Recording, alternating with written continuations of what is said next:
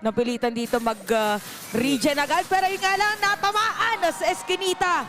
Pinakitaan ng cable. Marco, makmak na galit sa Torre, pero si Brusco Ay! parang galit kay Few. Na bato pa nga. Tapos masasama. Hindi, si Brusco dito nakakuha naman. So napakaganda ng counterplay. Laban sa apat, pero makuha pa rin ni King Kong ang Turtle. Platisi dito, medyo aaray kaya mawala. Lalapitan pa ba? Naku, nagsa-SX na may flicker. Habang si Kyle TC dito, medyo makakatakas ba? Hinahabol ni Brusco at ni Kirk. Under na talat ginamit ang Unstoppable Force and Onyx Philippines.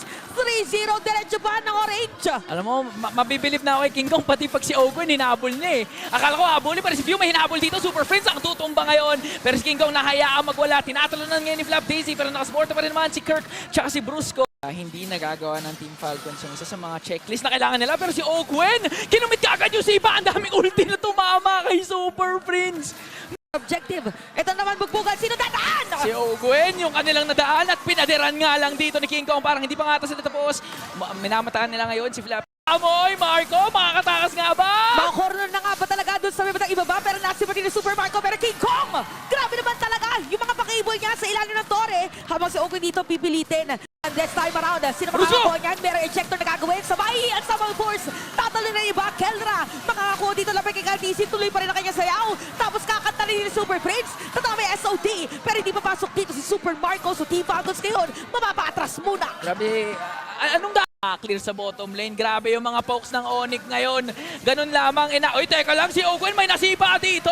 Pumasok naman sila with the Salmon Force, pero si Flap TC nabibigyan bigla ng gold standard. And the mulangil na dahil si King Kong nandun na rin sa likod. Pero nakabol ni Marco. Nasiba din si King Kong. Okay, mamatay si Brusco. Habol pa dito mga players sa Team Falcons. Walang tatamaan. Diversion! Ang kanyang Sphere of Destruction. Diversion. Biglang bubulaga. Si Super Prince dito makakatakas pa nga. Sumakto. Baliktad pa yata. Si Super Marco naman naman sa kanyang buhay. Kelra! Si Super Marco naman tayo. Habang si Vino naman si Kirk. Eto na si Kelra. Ang gold standard. Gold standard with the... Or patumba na. Dito na Onyx Philippines. Magsa-set up play ba si Ogun magagaling sa likod. Tasipa nga niya ngayon si King Kong. Ito na nga ba yung opening ng Team Falcons? Pinaparasaan lang siya ng The Beast AOG galing kay Kirk palikod. Pero si Keller nagwawala na rin. Kyle TC is gonna fall down. Few mapa-flicker out. At nakatakas naman. Pero hinabol pa nga ni Super Prince. Pinawian lang. Ito AOG. Ay hindi. SOD pala. SOD. Binawi dito ni Super Marco. Biglang dumating dun yung Moskov.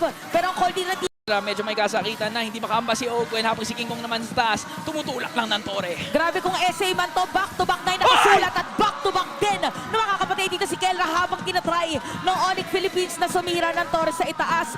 Mahirap na ngayon depensahan si Kelra pero makakatipi ba siya? Ito makakasalubong na at bigla na nga makikita dito ang liwanag ng Team Falcons. That is gonna be a kill para sa kanila at napakaganda nun.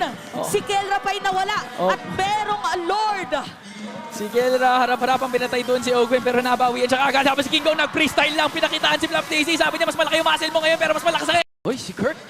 Hinahabol Hinahabol niya. Ay, hinahabol. Padating na dito si King Kong. Kasi alam niya, nandyan. Sa batang player. Biglang nakalahati yung buhay. Padating na ang side ng Onyx Philippines. Ginamit na rin pa rin Eject pero meron flicker dito si Super Marco. Ogwen, meron naman daw immortality pero na-itcha. Na-ejector, nawalan pa nga ng Marco at magkaroon ng sandwich play at ngayon inhibitor third sa gitna. Kelra working on it at napitas na nga nila. Lord, meron din doon sa baba. Kinakailangan na matinding depensa. This is the ultimate defense para sa Team Falcons. Pero ngayon, unti-unti nang kumikay bola. At tower lock na nga yata para sa Onyx Philippines. Pero hindi na makakalaban pa. And Onyx Philippines